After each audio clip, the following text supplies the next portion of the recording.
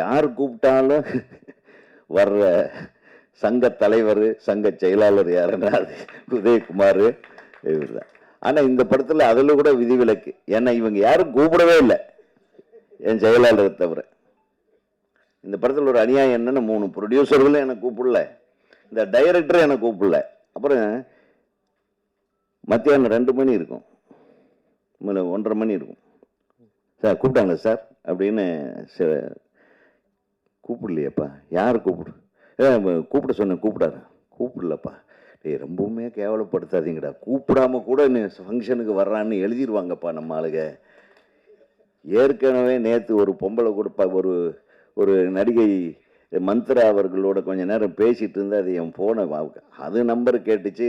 அந்த நம்பரு அவங்கக்கிட்ட ஃபோனு அவங்க அசிஸ்டண்ட்கிட்ட கொடுத்துட்டாங்க. சரி நீயே என் நம்பர்லேருந்து உன் நம்பருக்கு அடிச்சுக்கம்மான்னு அதை போட்டு ட்ரோல் பண்ணி என்ன எவ்வளவு எனக்கு புகழ் சேர்க்கிறீங்க.